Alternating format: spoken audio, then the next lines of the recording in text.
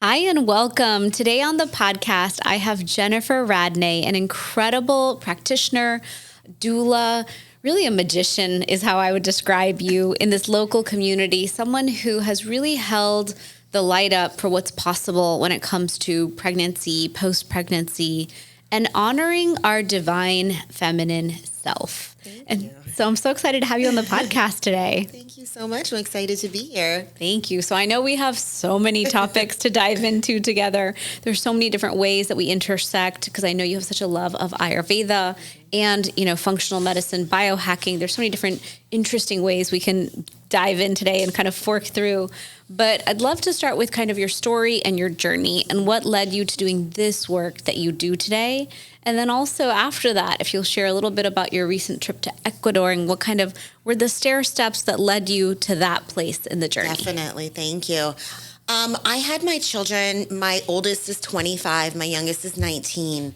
So as being a young adult and having those children and recognizing that we don't know what we don't know. So it really was through motherhood an ongoing journey of finally awakening and wanting the answers to what had I experienced.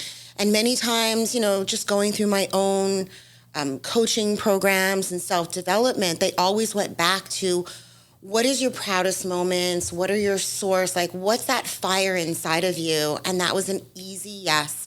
It was constantly something happened at that moment of conception. Something happened at that moment of birth. There was a spark of light inside of me, and no one had been speaking about it. Sure. And then just through motherhood, there were a lot of what motherhood brings you, reasons that I became more holistic and the importance of organic food and the importance of chiropractic and acupuncture and all of those modalities that had just accumulated authentically for me. Sure. And really wanting to be of service. I had started out as a teacher, very focused on raising my own children and being in community, and coming to a point of saying, how can I be of service in my community and pay forward everything that I had been through? So when I turned 40, I just said, it sounded crazy. And I was really excited to do something that sounded really crazy. It was, I'm going to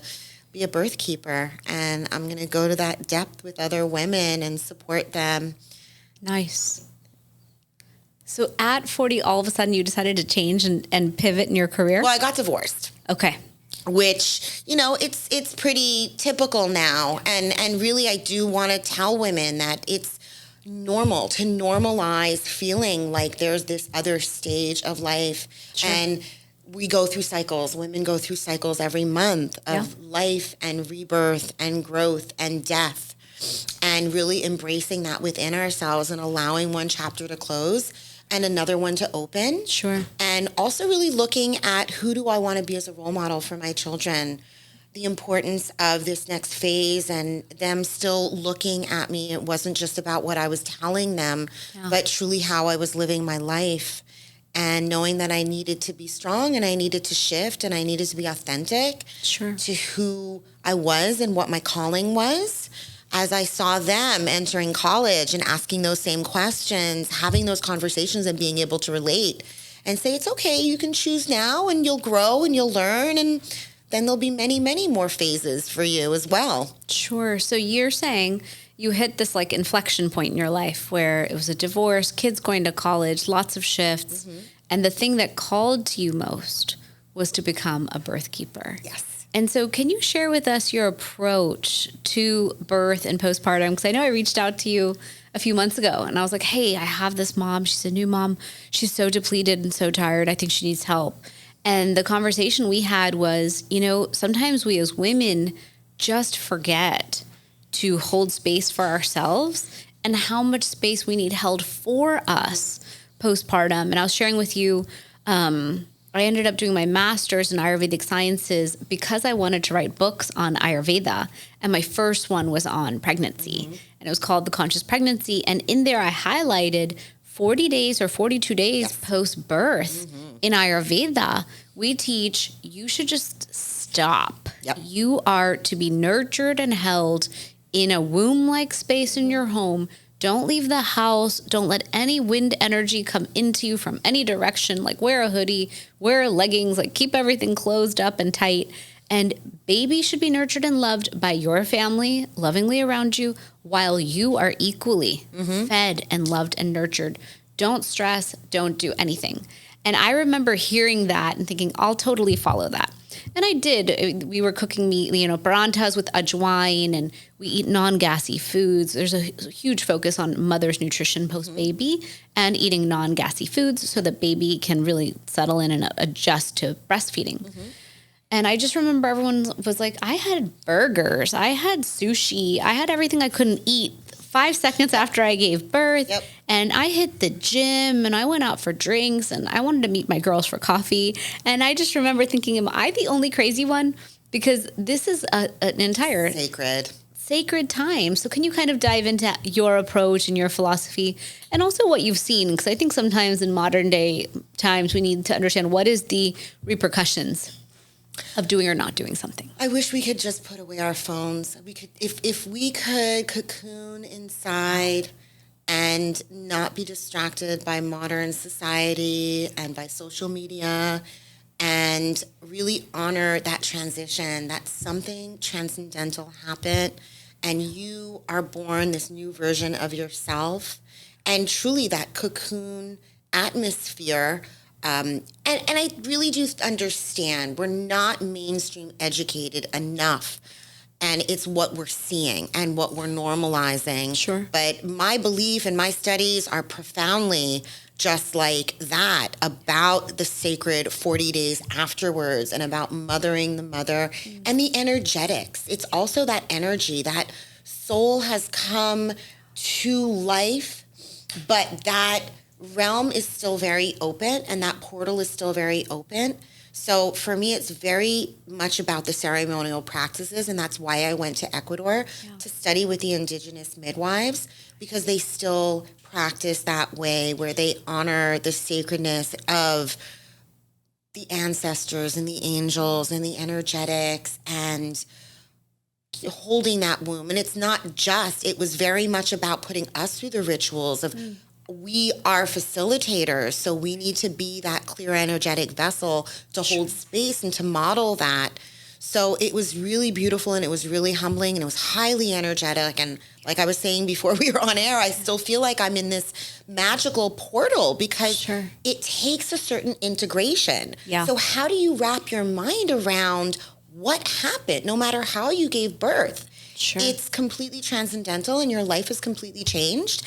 And we want to be intentional about processing and connecting with the soul of your child and really recognizing the imprint on their soul. So things are not the same. My program with my parents is very much teaching them you're going to go through social changes and physical changes and spiritual changes, and your relationships are going to change. Right. And no, you're not going to be friends with the same friends that are still out Sunday fun day going for brunch. I know. It's not the same. Yeah. So without that guidance and holding that space and really that tight, beautiful circle, it's symbolic. Not only do we want to wrap that belly and wrap that womb and warm it and cover and nurture, I want that to be physical and energetic to the mother as well, so she feels whole and healed and complete in that next stage. Absolutely. Absolutely. And, speaking into that a little bit, I think a lot of times we've sucked the soul out of the whole journey.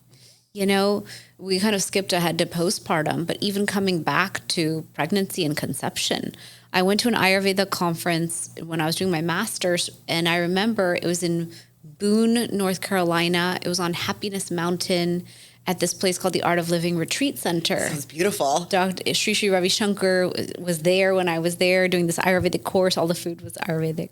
But I remember this woman got up there and I just was like writing furious notes, even though actually at that time pregnancy was my topic. And she shared how much we think about conception from an Ayurvedic perspective. Like we already apply Vastu Shastra, which is like feng shui, but any of our homes, if you're Indian, we always make sure the headboard's pointed the right way. We make sure our temple's facing the right direction. There's a lot of thought into the energetics of any given home, I practice it a lot intuitively in terms of how I want the home and the flow of my home to work. And so conception's actually planned. I think here in the West, so much of pregnancy is unplanned. And it kind of is shocking to me because I got married when I was 23. I perceived that to be young. And then when I decided to have my first child, it was a 2-year lead up. I said, in 2 years, I want to have a child. So guess what my game plan is? I will do an Ayurvedic detox in India. I will have health practices in place. I will have my business and life in order so I can focus on this thing. So I shut down a company. I was like, okay, I'm done with all this. This is now my new phase. And I honored pregnancy like it was my whole job. Now, maybe not everyone can do that. I understand that. But I do find that oftentimes women are like, if they're on a superwoman track in their careers, they don't let up on the pedal. And and I saw this with many women around me, they just go for it. And then it's like a train ramming into the hospital's birth room. They just go crashing into it. That's a good analogy. And I'm like, boom, you hit it with impact, car crash. And then you expected the birth to go well. And then you come out of there and it's almost like somehow in motherhood, I'm always like, I feel like at work, I'm driving a Ferrari. I'm going for it. And when I hit 334 every day, I'd say to myself, it's tea time and we're transitioning. That's beautiful. Because if I don't transition down that speed to like 40 miles an hour, then me and my kids have a crash. Oh, and the kids need it so badly. When they need a different pace. They need that. Yeah. I coach my moms about podcasts and music and vibrations and centering yourself, preparing yourself for your children. Totally. Because it does feel like that when your kids come and you're doing that carpool. Yes. I had a girlfriend who's never had children and we were driving and she saw the car line. She said, holy crap. Like, how do you spend hours just sitting in car line? Yeah. And we really do need to be intentional about our energetic space. Sure. When we welcome our children, and whether that be when they're in elementary school and we're doing carpool, or whether you are the vessel preconception. Yes. What is your energetic constitution to welcome that soul, and what are you attracting? Because like attracts like. Yep. So if you're in this manic, panic, go, go, go, your children are going to be in that vibration as well. Absolutely. But that's the soul that you're going to call in. Yeah. So being intentional, and I totally agree with you that, right now more than ever, whether it be from COVID and vaccines or environmental and food intolerances and gut imbalances and all of that, even more so now than ever, we're seeing the evidence of a fertility crisis. Sure. And recognizing that it's not just the responsibility of the women, it's both of you are co-creating. The man, I don't remember the statistic, but I think it was like 90% of the placenta is from the man's DNA. Really? So we forget as well that you're co-creating this child and the importance of both of your well-being, your nutrition that's going into creating the physical of the child and the two elements, the energetic of the child and the physical of the child. Absolutely. I think we forget how deliberately we can choose how we create. Mm-hmm. Almost build is kind of a strong word, but I do look at it a little bit as I decided I wanted beautiful, healthy, vibrant children. I wanted these children in my life, but I really also looked at it, and maybe this is weird, but I looked at it as my long-term investment because to me, my whole life will be lived alongside you. Mm-hmm. You will decide how much harder or easier my life is over the long haul. Mm-hmm. I looked at my own mom and I was like, wow, you had two very different daughters. One of us was way easier than the other. I'm the easier one. And how you behave during your pregnancy does impact that child that you get. I saw it. My mom was like, when I had you, I was so calm and zen and I was so peaceful. But when I had your sister, my company was scaling so freaking fast.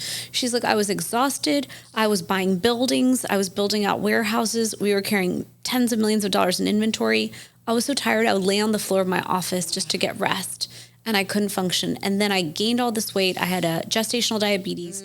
I became diabetic, and look at your sister. She is the most high-paced, energy ball girl you've ever met. And it's interesting. You can see the dynamic. And in my kids, I had a theory, like if I have a beautiful, healthy pregnancy and I really invested in this time to be Zen, could I birth Zen babies? And I get a lot of compliments on my kids. And my kids are not perfect. I am not the perfect mom. I can share that very upfront. There's no such thing as perfection. I'm learning as I go every day. But I get compliments because people are like, wow, how did you get your kids to be so nice? How are they so peaceful? How come they can just keep to themselves and just read? And I'm like, we have choices. Yeah, we have a lot of choices. Intentionally cultivate it. Yeah. And so when you look at pregnancy and you look at this journey that people go on, do you have a program where you kind of like show them how much control is the wrong word, but how much power they have over that journey, and how, you're a doula. So you're there. I very much believe in doulas in the birth room so that we have all of our options, because very much I think birth has become so medical. And I'm surrounded by physicians in my family. So I had my doula there as my guard. I said, listen, you and I are on the same page. Our goal here is to prevent all interventions. So you're here alongside me to get there, because I'll be focused on birth. I call it gatekeeping. Yeah, exactly. And it's physical, and it's in that astral realm as well of gatekeeping, where I really try to connect to the energetics of that baby and that soul, and look at you and the duality of both of you, and bring in the husband, because that husband, that partner, you're aching for it to be witnessed, to be held, for that intimacy. It affects you on a hormonal level. It's affecting your whole system. It's undeniable. Right. So bringing them in, or bringing in whoever they want to be there. Right. Sometimes it is your mother, sometimes it's not your mother, and that's a whole other chapter of my program as well, where we talk about the mother wound, because it's very relevant as well in matrescence, where that cycle of life and birth and death, we're saying goodbye to that little girl. We're putting her at ease. But if she's still raging and she has unresolved trauma, all of that's going to be in a very, very, very accelerated, fast pace. We're clearing that karmically, or we're trying to clear that karmically. Yeah. So I always say, I'm here for those 30-hour births, and we can clear it then. But I would much rather be intentional that you're just a vessel of love, and not having to do all of that work of healing. It is a wonderful healing opportunity, but I look at it as those 10 months we have that opportunity to ease into it and tackle everything. And who we are when we start out, I always laugh, because when they come to me pre-conception, or they come to me in their first trimester, they're so overwhelmed. Yeah. But knowing what I know, and knowing where we'll be, and who you will become, not even at the end of the 9-10 months, but a year and a half from now, when you've gotten through those first 40 days, and you've really established who you are, and the mother, and that dynamic, and the family dynamics, that's when you can finally look back and say, wow, this has been such a transition in my life. I love that you bring such consciousness to that part of it, because I think what we forget is, if you bring consciousness into all the things we need to heal and address in that first 9-10 months, then we're, like you said, we're not dealing with it at such a huge emotional level during pregnancy. But also post-pregnancy, I found that there were so many times where little things happened, but they set me off in such a big way that there's still potent memories of like absolute rage and anger towards certain people who behaved a certain way. And I was like, I'm the mom. Like, this should be my way. But everyone has all these disparate opinions. I really embrace, I don't like calling it mom rage, but I really embrace the say no. Yeah. Boundaries. Say no and own it. Sure. Now that you know what you know, and we've accepted that we didn't know what we didn't know, own it. You are the queen of your domain. This is your home. Right. And as little girls, we grow up socially, society tells us you want that family and you want the house and you want the dog and you want the kids and you want it to look this way. Yeah. And you're here right now. This is why it's Birth of a Goddess. You should feel like, wow, I've made it here.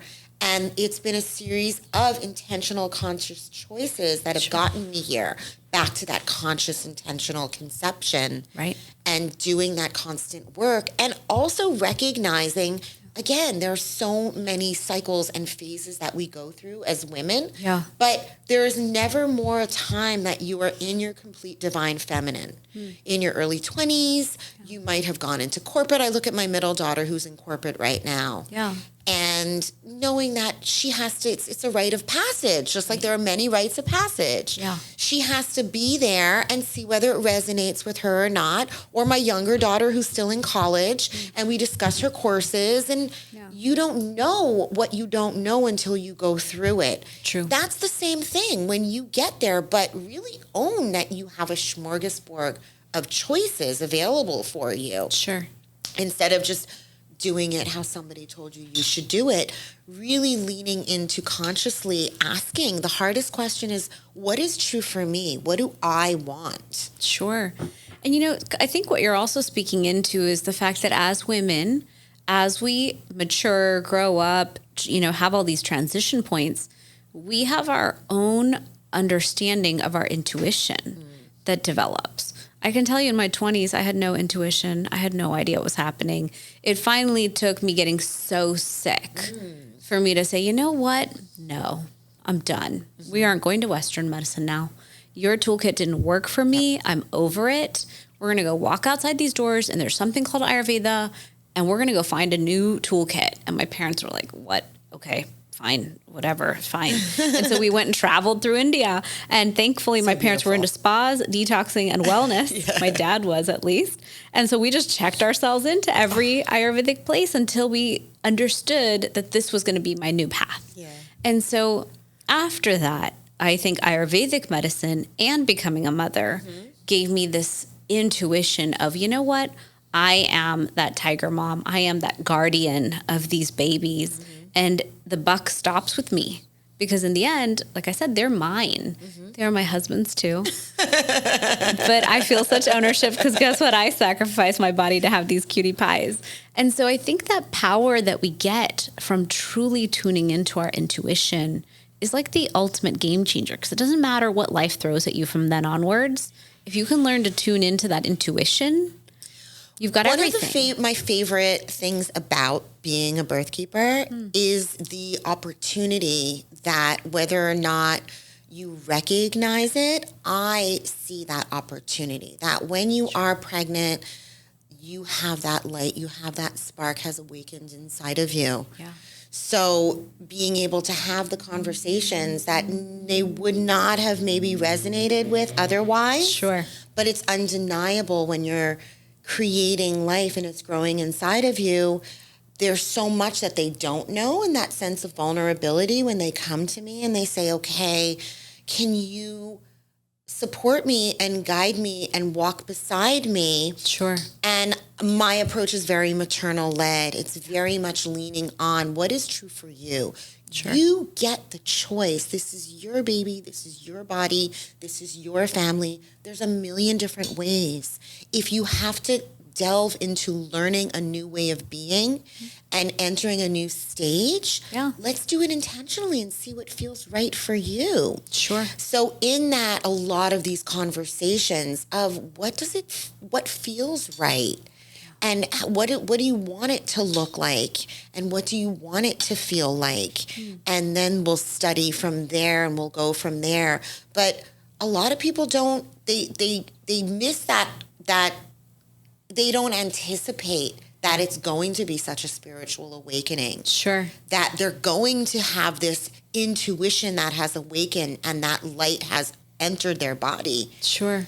That's the most exciting thing for me. And that's really why, going back to, there's a mentality here that either it's a privilege to spend that much time in self-care. Yeah. So that was really humbling to go back to somewhere that primitive, where the women are living this authentic indigenous life, and it was very, very rural, and it was completely sacred. The way that they lived their lives were as it has always been. Sure. So that dispels the myth that we think of here, that it's such a privilege to really take care of myself or think about the energetics of it.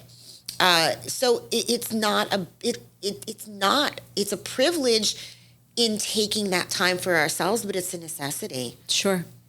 And it's that shift that we have to really embrace. Yeah, it's a big shift. I think, you brought up a good point. I remember my acupuncturist when I was around the time of conceiving Anya, I had gone to her and I was like, I'm not pregnant and it's been a month. I don't understand. And she's like, okay, impatient one. Listen, we will do acupuncture and all the things. You don't have to run around for this project. You're healthy. We all know you're healthy, that you're into the topic. And you'll be fine. But she said to me something powerful. She said, it's during pregnancy that somehow the door cracks open when people are trying to conceive, because it's infertility and they're on that journey, which definitely cracks that door. But also pregnancy, that door cracks open and you're open now to health and well-being, because for the first time you're taking care of someone else, not just you. And so oftentimes through our 20s, we're like, okay, yeah, I'm like partying, I'm having fun, I look great, life's great. But all of a sudden now I'm responsible for someone. I have to make some really conscious choices. Now I need to have an understanding. So now I'm going to go out there and study and learn. And then you look around and learn, oh, wow, there's this entire thing called complementary and alternative medicine, integrative medicine. There's this whole field I kind of heard of. I thought it was kind of weird, but okay. And then people start going through that journey. And I find if they didn't go through the journey then, for whatever reason, let's say they just got pregnant, were just busy working, had that baby. Afterwards, oftentimes nowadays, I find every single household in America at least has a child who has an issue. I call it the 5 A's: autoimmune, autism, allergies, and I always forget my one or two last ones, but there's always something. Unfortunately. And so every that was house my has story. Very drugs. young. And so because every house will have an issue, inevitably some disease that every household struggles with, every household has a mom who turns into this warrior mama who goes on her profound hero's journey of, I have to solve this. I have to fix this. How did this happen to my child? Now I'm going to go find a solution. And so I love those moms, because I am one of those moms. And I'm like, okay, let's figure it out together. I see it as that really is, and trying to prepare my mothers from preconception. The importance of this is the responsibility of parenthood, and this is the next stage, and this will be when it will be relevant. And you might not have understood it because it wasn't relevant. You were invincible in your 20s and you felt great and your body was able to bounce back. But on a cellular level, it takes a lot to create life. Absolutely. And to sustain life. And again, that goes back to preconception, the importance of detoxing. And the importance of not, I can get pregnant, but what are you creating? Are we creating ordinary children? Are we creating extraordinary children? Because if they're ordinary, right now, ordinary are those 5 A's, are the allergy and the autoimmune. So let's be proactive. So in that vulnerability of that cracking open that you described, and that awakening and the inquisitiveness of what will motherhood look like for me, I have that program for them where we tackle all of those elements. And I allow it to be very maternal led, because I feel like to have a maternal led birth, and to really be that powerful matriarch of your family, it can't be me telling you what to do. It has to be that model of, there are women, there's a village, there's support for you, but you go out and you own that you're going to do it the way that you want to do it, and you can explain to everybody in Mommy and Me exactly why you made the decisions that you made for yourself.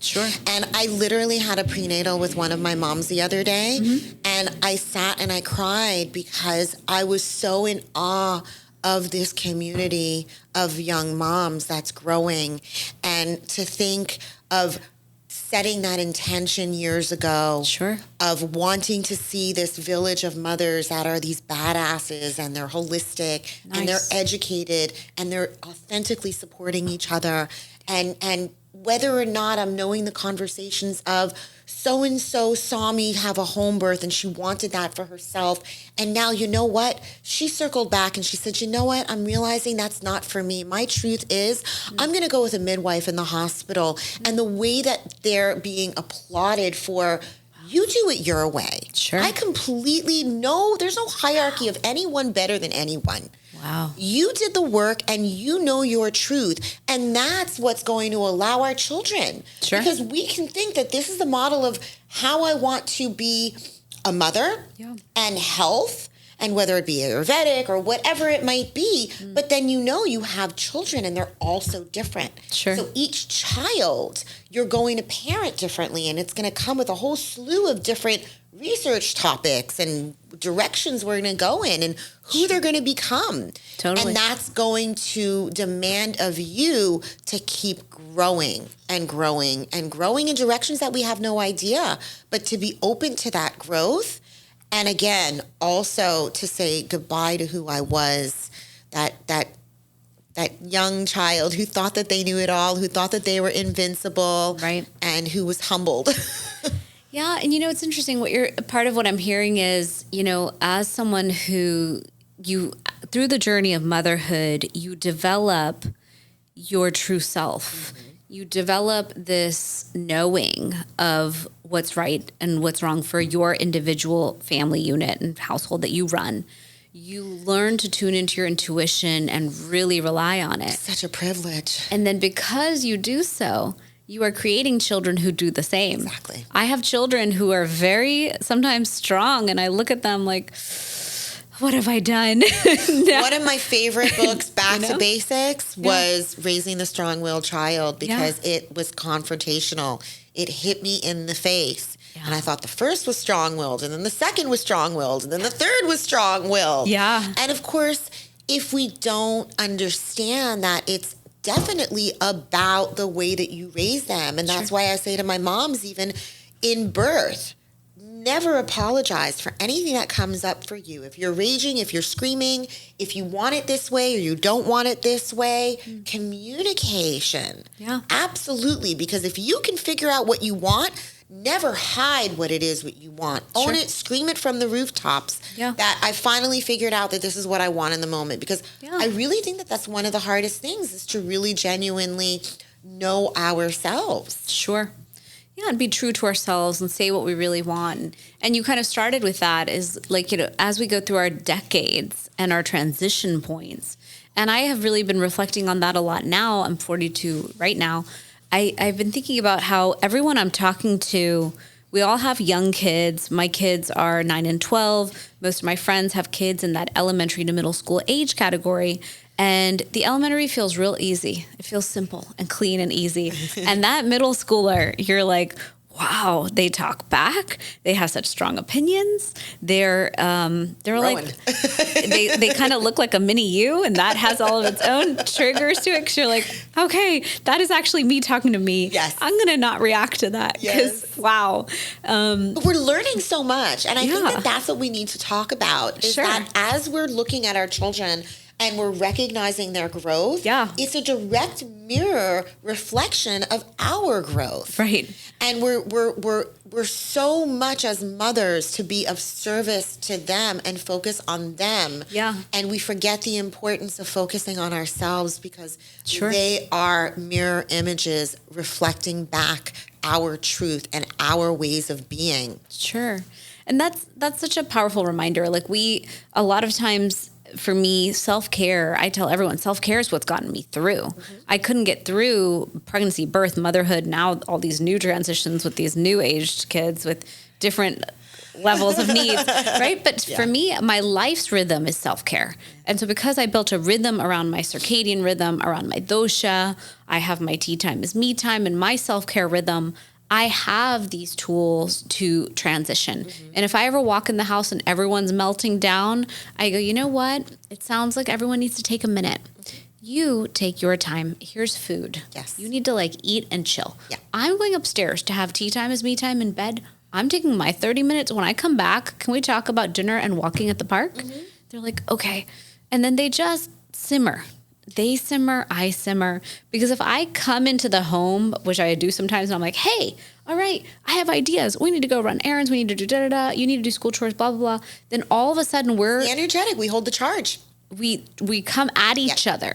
And so I wonder if working with you, women are able to bring such consciousness into the whole journey that it changes the life path forever that they would have had with their children. My dream. Right? That's because my dream. they would have had this awareness created at a much deeper level even than what a book would have given them or a pregnancy class, where they had this awareness that, look, you are co-creating the energetics of your home. Yes. You have total power over that space and the space that you hold in you. So not only are you creating here, you're creating here. And so that's a lifelong power that you have. Absolutely. That's exactly it. And that's why, going back to, and why I love the home births. Sure. Because then you're really marinating in that energy and you're being really intentional about that sacred space. Right. What does it look like? What does it feel like? Sure. A lot of neuro association with the smells and the sounds and integrating all of that. So we have enough of a culture and an awareness now of setting that sacred space. Sure. So I use that opportunity to teach them the importance of creating that sacred space as the matriarch of your home. Yeah. You have so much power in leading your children energetically and creating that space. Sure. And again, it can be whatever flavor you want it to taste like and look like and feel like, but let's be intentional about what that is. Sure. And, I think that it's so important to give women those options. For me, I'm married into a very medical family.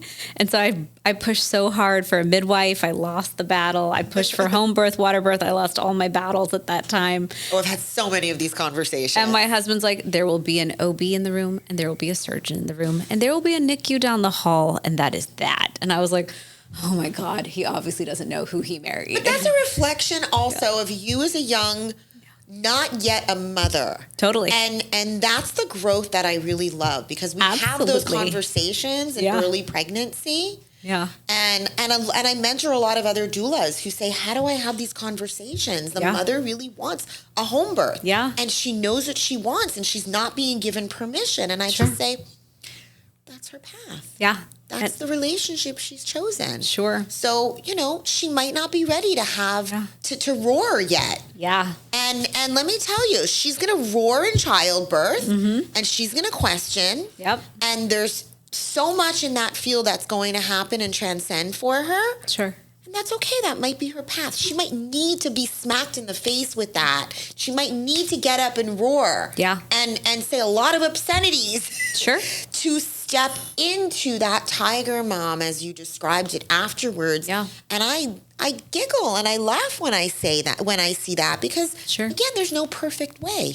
There is no perfect way. Because for one person, they might say, oh, I see it. Perfection is a home birth, but my husband wouldn't allow me. And I say, perfection is the process of you becoming, and that co-creation of the dynamics of that you've chosen in your family dynamics. Totally. Whether it be telling your mother-in-law she can't come. Yeah. Because, I just heard from another client. She said the first time around, they were partying and they were drinking and they were playing music. And I said, that's wonderful. They were celebrating. And she's like, and I now recognize how that didn't resonate with me. Sure.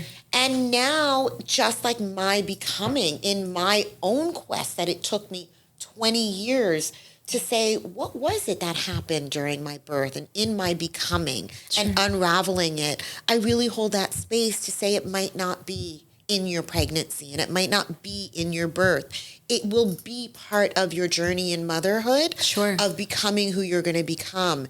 And that's what made me cry the other day, was seeing these mothers that are now with toddlers and who they've now become. Right. Because that and becoming, recognizing that process. Yeah. What a powerful reminder that becoming can happen at any point.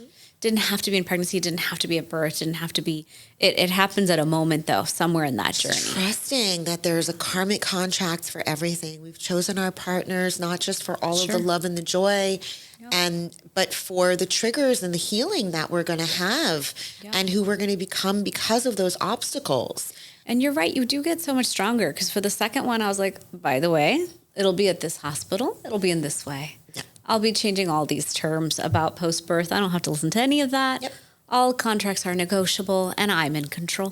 My second Unless child, you can birth this thing out of your body, you don't get to make these choices. No. And it was just very clear, like, okay, I'm not fighting with her on this. Yeah. I remember them walking in with my second, and the bed was too low compared to that bassinet that they had the baby in, and they come in and they swaddle and they do everything in the hospital that they do, and they give you this tight little package of a baby. Yeah. And you can't move and you can't get up, and the baby's crying. You're pressing for a nurse to come help you to grab the baby. I was like, this is bonkers. Yeah. Took the baby, put her in bed with me. Yeah. And that was it. Yep. And by the time the nurses came in, she said, oh, we're not allowed to do that. And I was like, bitch, you try to take this baby from me. Absolutely. Absolutely. Come and try at me. Absolutely. But first time around, I was still that good girl. Sure. Oh. Because you don't know.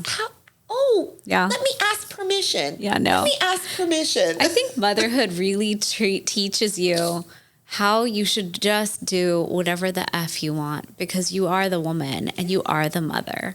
I learned that lesson really clearly because Anya was a NICU baby. Her lung collapsed at birth, and we were shocked and they were shocked. It was all a shock. I couldn't handle it. How many weeks? She had that at birth. But how many weeks did you have her? How many weeks gestation? 41. Wow. She went beyond birth date. Yeah. Finally, my husband's like, this has to end. You can't keep her in there forever. And I was like, fine. We induced. And then her lung collapsed. And I was like, this is why medical birth doesn't work. You people. But she wasn't ready. She wasn't ready. She wasn't ready. Tried to crack something open that wasn't ready. And when she came out, I was like, you know what? I get that you think that you have my child, but truly it's my child who happens to be hibernating in your space. So I brought, at that time, I had just finished owning a company called Salma Baby Organics. Wow. So I owned an organic baby clothing company. So I lined the NICU bed with that. I already had her iPad with all my Snatham core music and my yoga music ready. So I just put that in her NICU bed. I, of course, had them only wash with organic shampoos and everything. They were like, we're going to have to formula feed her. I was like, no, you're not. I don't really care what you think. I'm the mom. I will be here doing this every day, all day, if I need to. And the minute I could get her out of there, I befriended the doctors. I was like, just give her back. We're very capable. We got her out of there. But I felt like, you know what? I get that you think that this is under your control, but it still has to be done my way. Mm-hmm. It's not your baby. Mm-hmm. It's mine. Well, and that's why it's really about the empowerment element. And that's not something I can give you. It's something about becoming. Yeah. Becoming that educated, empowered mother takes the experiences that it takes. And that's why I'm there for it, whatever and however that comes up for you. Sure. And sometimes it's easy and sometimes it's through obstacles. Yeah. And I think that it can be really confrontational because when we're young, sometimes we've come from these beautiful, like our children came from these beautiful little perfect lives because that's what we try to provide for them. Sure. And then they go out there and then sometimes that sheltered, everything's been great, leads to a larger growth because now things are confrontational and they have to work that much harder to advocate for themselves.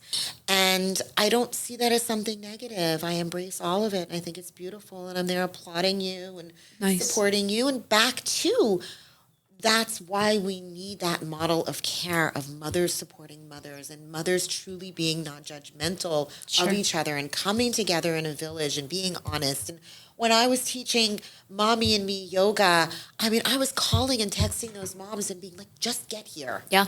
Just get here. You need it. I don't care if you don't know if you'd have enough diapers. There'll be more diapers. Sure. And there'll be more mothers. And at the end of it, I would juggle 3-4 babies for those mothers to have 10 minutes of their Shavasana. Yeah. And then we would sit for another hour and have they would tea nurse, and they would change each other and they would talk and they would play and it was just real. Yeah. You got to get out there and create this environment where we're being real. And with social media and instant gratification, it's not real. It's true. We have to remind them that is not real. Yeah, no, that it's is a glimpse. It's a produced glimpse. It's a produced glimpse. A lot of times I think that because I'm on social media, I do post a lot. I don't post my children. So a lot of times people forget that I'm a mom.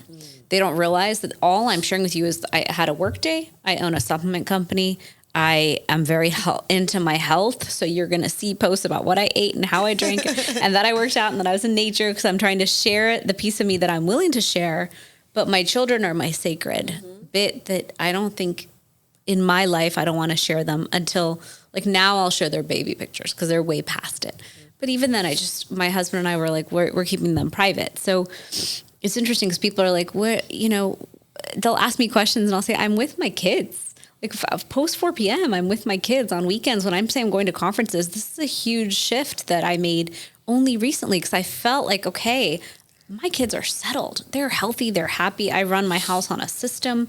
Everyone's good. Only then could I spend a month to go really try to grow my business. But what I crave is coming back to home base and having the role I have year round. So one thing I wanted to ask you about is because I see how much you share and dive into the knowledge around functional medicine, biohacking. I remember I went to a biohacking conference and you were like, hey, I love that brand. I love that stuff. And I was like, oh my gosh, I forgot Jennifer is as into trying all the weird stuff as I am. I love living the life. Yeah. I love just trying things and seeing, does it work? Does it not work? How do I feel about it? Does that thing? So I remember there was a company called Quicksilver and you were like, yeah, talk to this lady about it. And I tried the waters. I thought it was cool. So I love that you can dive into so many toolboxes to support your mom, because I find a lot of times we've been talking about self-care and sovereignty and power and empowerment and embodying and becoming. If we as women birth these children, even with consciousness, and then we transition to, okay, they're toddlers and we transition to their, I'm in preteen and elementary school. And then very soon it'll be high school. We're applying to high school. At these transition points, if I am not investing in my vibrant health in a powerful way, I don't have the stamina, the energy, the wherewithal, the capacity to try to manage my career with their lives. On any given day, I'll say, oh my gosh, but I forgot to sign up for the course thing and get her this thing. And I promised a dance class. And I could spend my whole day on the kids. And I instead choose to give it to my business. And then I have to fit in their stuff somewhere. I don't know, while driving or what on the weekends really is how I think of it now is I have to work during the work hours. So the kid programming and scheduling has to move into the weekend. So how do you look at post-maternal health and moms and motherhood and our well-being? And how often do you see women totally burnt out, adrenals shot, hormones out of whack? More often than I'd like to say. No gas in the tank. No self-care plan engaged with, running, candle burning at both ends. How often do you see that? What do you see about it? And how would you like it to shift? I think that, again, it comes back to right now because they are buzzwords and it's an add on from the way that most people mainstream live. But there's an awareness. It still feels like to live that way is a privilege. Sure. But it's the same irony of like organic is back to basics, but we're paying 3 times the amount for it. Right. So then, so how do we get out of that model, right? So start creating and growing your own foods. Yeah. So it's how do we hand that power back to mothers? And even as you're saying, all the busyness and everything, you wouldn't be able to tackle that if you didn't stop and quiet and get organized with your thoughts and reprioritize.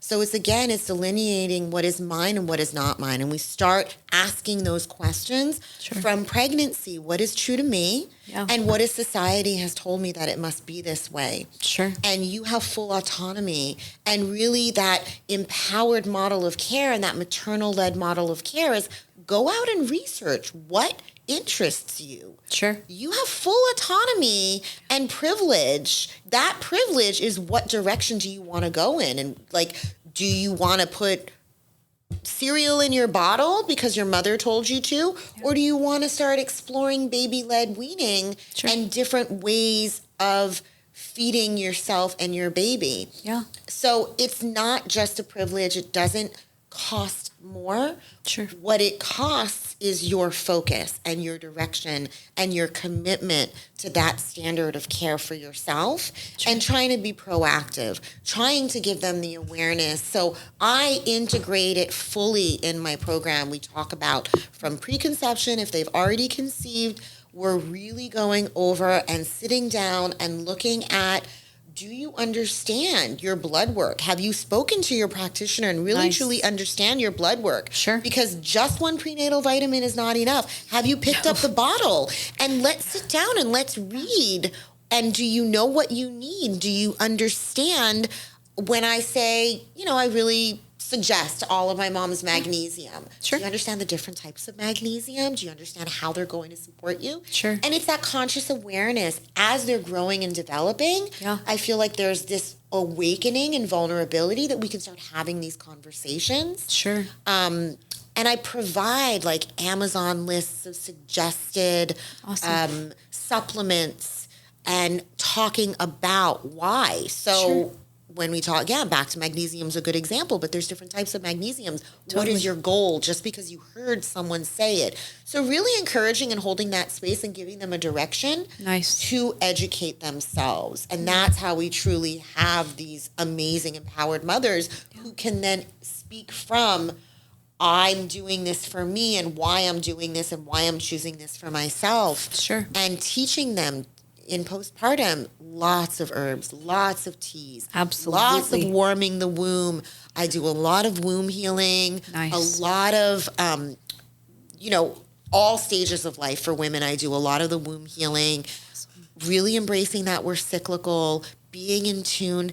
And we need those quiet moments to tap into. If we're very, very busy, it's part of the dynamic of avoiding going within and asking the question, what do I need right now? I didn't ask the question.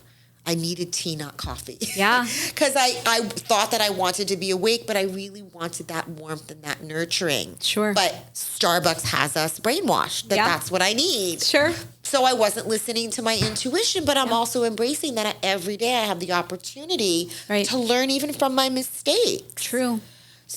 A lot of checking in. How do you feel right now because you've changed? And part of that also is talking to women through all the different stages of their lives that we are everyday cyclical. Sure. And the importance of where you are hormonally in your cycle and sitting with it and recognizing. So there are signs of everything if we're quiet and we listen to our bodies.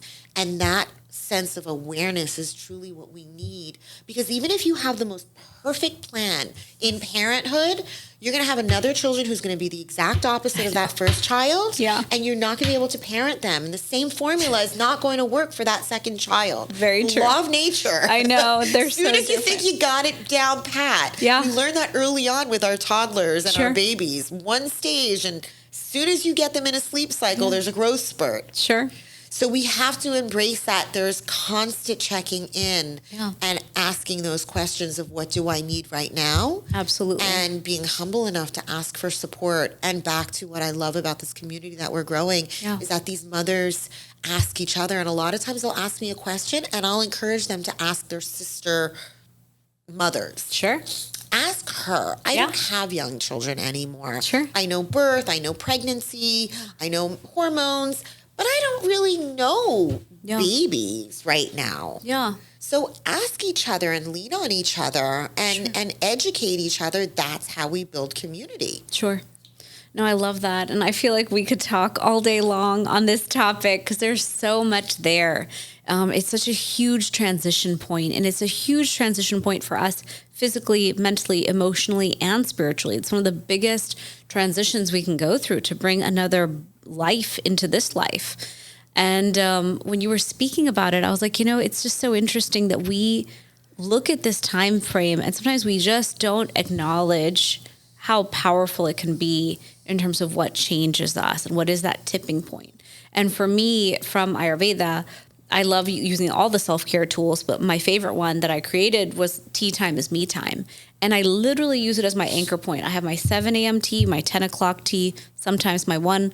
I definitely have a 3:30 high tea in the evening around dinner, but not right alongside dinner, I might have a relaxing cup of herbal tea. And then I have deep sleep tea, my last cup of tea. Beautiful. Before bedtime. But every time the question I ask myself is, how are you doing? Exactly. Everything going okay? What do we need to do next for today to go better? Yeah. That's really a big question. What do I need to do next? Body, tell me. Mind, tell me. And it'll tell me really clearly, you have not planned for your dinner. You plan to be at a 7:00 event? Mm-hmm. Do you plan to run in there starving? You're a gluten-free vegetarian. Mm-hmm. We know how this is going to go. It's going to go really badly. Change that pattern. So then I make a conscious decision. Okay, in the fridge, I have this food. If I just leave work 15 minutes early, I will get to heat that in the toaster and I'll get to eat that. Okay, perfect. Or a lot of times it's, have you hydrated today? Have you taken any of your supplements? So those are my anchor points to do that. Yes. But because I have built that rhythm, I could be at Universal Studios and I will stop and have tea. I have such a set rhythm to my life, and then everyone else gets to exist on my rhythm. The children get to exist on my rhythm. The house runs on my rhythm. Yeah. And I have that wherewithal because I'm tuning into my intuition constantly. And you're teaching them the importance of checking in with themselves. Yeah. And that's back to, if we had one blueprint that we thought was a perfect blueprint, that's not individual. That's not allowing for the ebb and flow of life, which is really what we need to embrace and allow our children to embrace, because they're growing and they're changing. Absolutely. And they're going to need different things at different times. I mean, and that is what the juggle is, because then you have 2-3 kids and your husband and yourself and the dog and everybody and trying to get that. But also in that quiet time, they can choose for themselves and they start having autonomy to know. Sure. And take deep rest. I take deep rest on the weekend. Mm-hmm. And sometimes I lecture myself and I'm like, you have errands to run. You have things to do. How can you lay on this couch and rest and read books? And then I'm like, this is what lets me go 100 miles an hour in my work life Monday to Friday. So I'm taking it. I'm taking the full rest because obviously I need it. Mm-hmm. And so thank you for that reminder today that we really have such autonomy and such power over the self-care rhythms we build, over that becoming that we get to have through our transitions, through motherhood and beyond, and everything. So thank you so much for coming on the podcast. Thank you. Thanks for joining me for this episode. Check out our sponsor, Fusionary Formulas, the potent turmeric supplement used by doctors around the U.S. for patients with pain and inflammation. www.fusionaryformulas.com. I'm your host, Dr. Shivani Gupta. For more, visit shivanigupta.com. Subscribe to this podcast in Spotify or Apple Podcasts. Click the follow button or subscribe in any of the apps that you use. That's all I've got for you on the Fusionary Health podcast this week. You have the power to transform your health and achieve vibrant health starting today.